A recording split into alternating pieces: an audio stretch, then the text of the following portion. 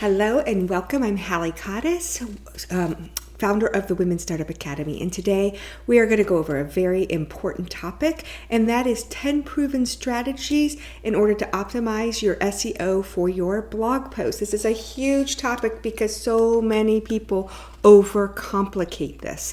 And if you Google how to do SEO for your blog post or how to SEO, you're going to get a ton of so-called experts that will guide you into this rat race of what they think works. But I know it works. I've had over 100 posts on page 1 of Google with one of my businesses, and I didn't follow any of these guru things. I simply just did what common sense told me to do, and that's what I'm going to share with you today. So I'm going to be looking over here at my notes because I don't want to forget anything, so forgive me if I look off camera for a moment.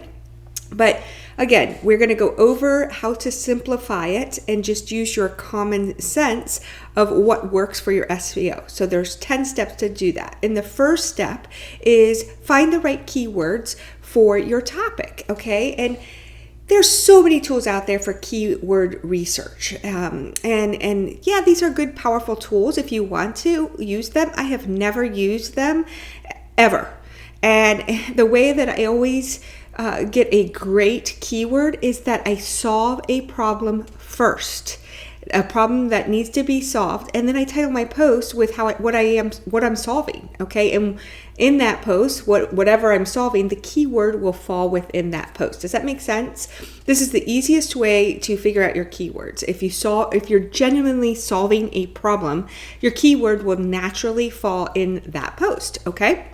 So let's take, for example, my most popular post on whole lifestyle nutrition, and it was how to get rid of canker sores naturally without any medicine, okay? So I am solving a problem, how to get rid of a canker sore naturally, and those are my key words, how to get rid of canker sores naturally.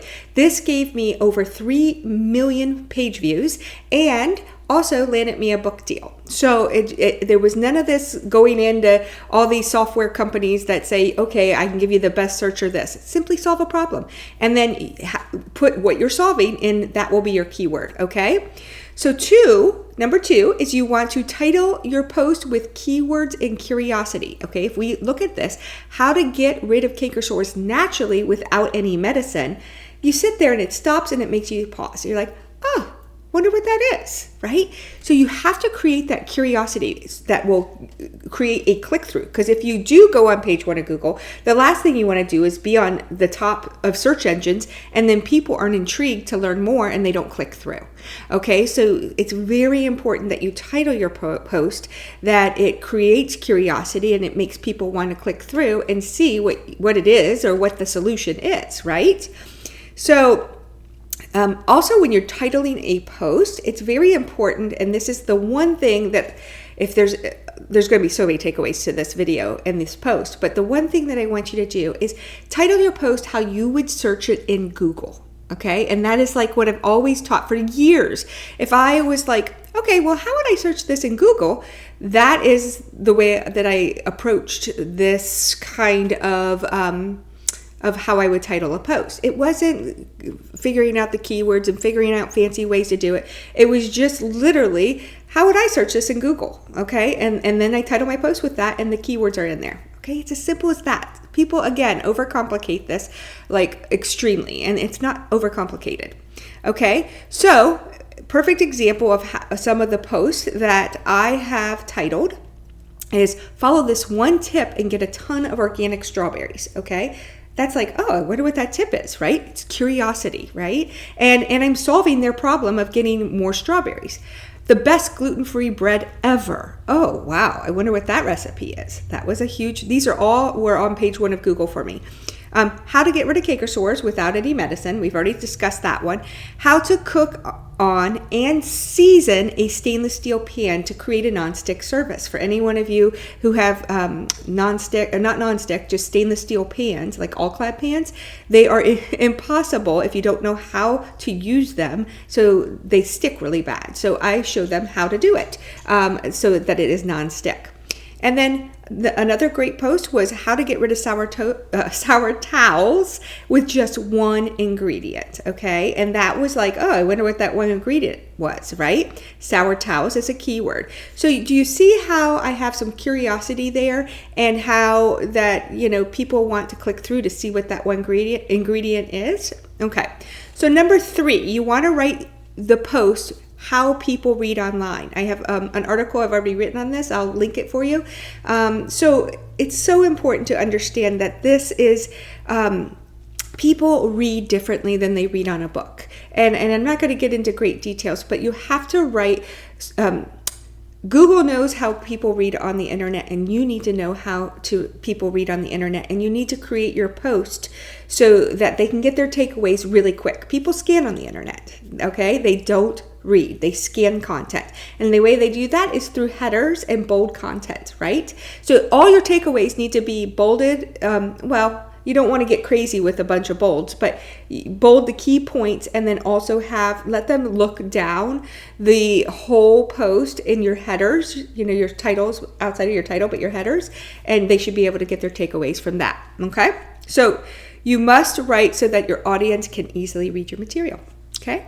So number 4, you have to write a good meta description. Now we're going to jump in the back end of it. After you write a post, you go into the back end, and the meta description is like when you see Google, it'll say, when it's on page 1 of Google, you'll see the title, and then there's a little description below that kind of gives you an idea of what's in that post, okay? You need to create curiosity, not only in the title, but in that area as well. So if they read that, they're still curious, and they still want to click through. Also, you want to make sure that you have your keywords within your meta description, okay?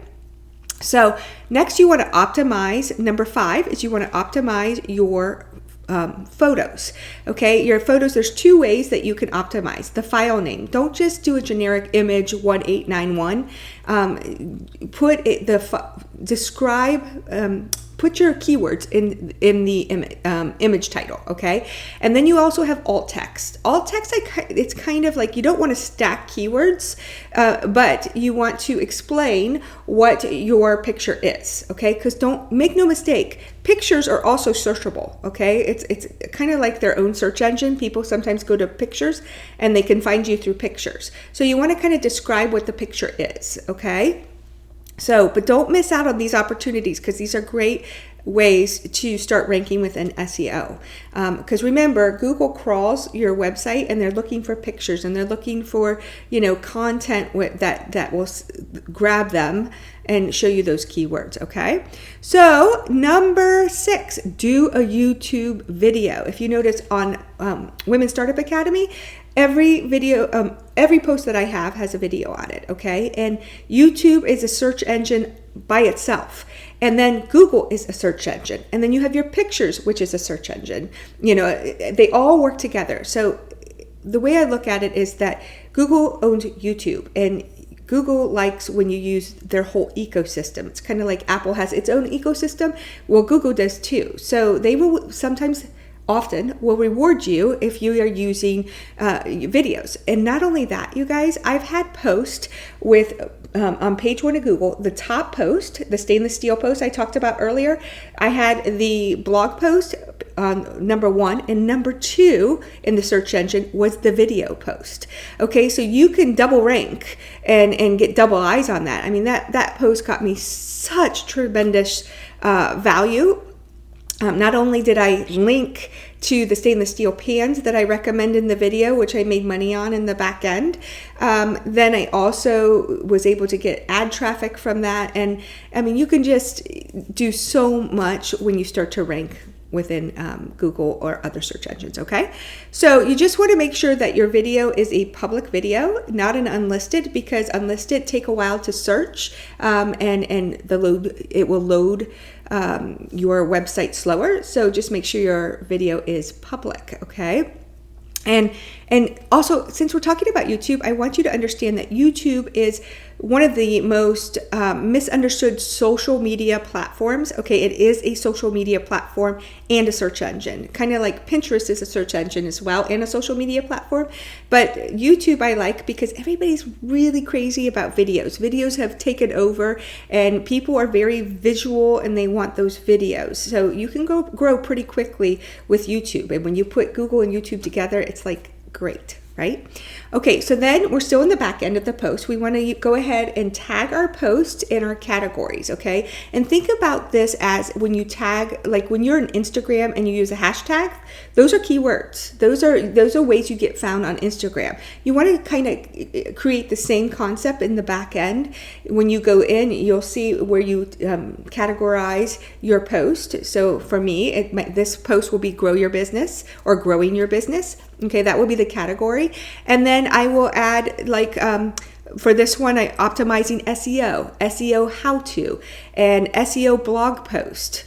But you're also going to want to blog your avatar. So for instance, I might do simple SEO. Okay, we're still doing, but my avatar might be female-owned businesses, female entrepreneurs, women in business. Okay, so don't forget to add your avatar in there for the people who are looking for this content. You also want to tag that. Okay. Number 8 is link internally and externally. Okay, if it makes sense to link externally, meaning to another person's site, then by all means, go ahead and do that. That can build your site up in SEO. Never, never, never, never pay for an external link. As you grow, people will approach you, even if you don't even put a no follow external link. People will reach out to you. I get daily emails asking if I would provide a backlink, and they'll pay me for it. And I 100% have never allowed any backlinks that have been paid to my website because I know that will affect my SEO. So do not pay for other people, or don't allow people to pay you to put a link on your website. It's a big no-no.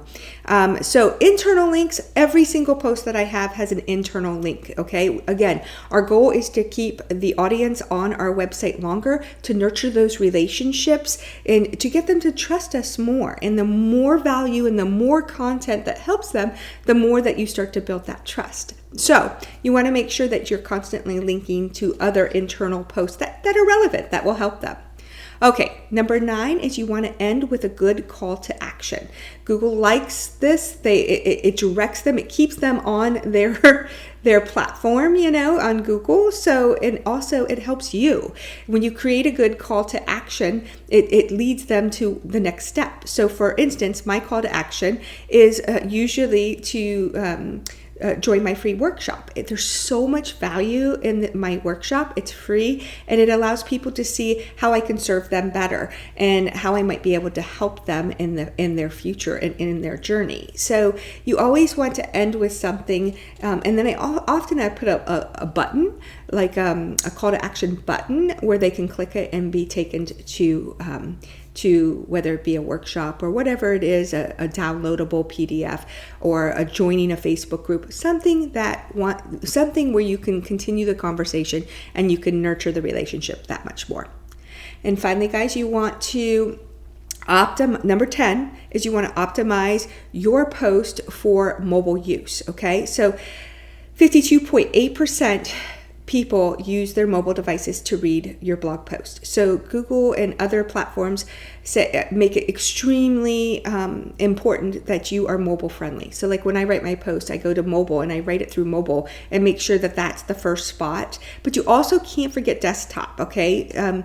Desktop is still very relevant, so you kind of want to make sure they both look good and they both work, and that you have a mobile site that is easy to read and create a great user experience. Okay, so those are the 10 steps. And I just mentioned I want to do a final thought on user experience. Okay, that ultimately you want your readers to come and you want them to have a great experience on your website. Okay, so pay close attention to the user's experience. And here's a rule of thumb that I've always done. If I don't like something, when I go to a website, I try to steer away from it on my website. As an example, I can't stand when I go to a website and within 2 seconds a pop-up for my wanting to get my email comes up. I can't stand that. So I don't do that on my websites. I do have a way of capturing emails in a more non-intrusive way, but that works for me and it's very effective. However, I don't do pop-ups on my businesses anymore because it's just annoying. So if something annoys you, my point being is if something annoys you, just make sure that you do your best to find another solution, to find a different way. Create your own path, that works for your business. Remember, this is your business and you want to be proud of every aspect of it. Okay? So you guys, as always, I'm going to end with a call to action. I invite you to join my free workshop. It's 100% free. If you are interested in starting a business, you're thinking about it, you have a unique idea inside of you and you just don't know how to bring that into a business, I'm here to help you with that. If you have an existing business and you need help making a profit with it, I can help you there too. So I invite you below. There will be a link to dive into my free workshops. And that's all I have for today. I hope you found value for it. Again, I'll also put the link below this video for this blog post. And please let me know if you have any questions. Until then, bye-bye.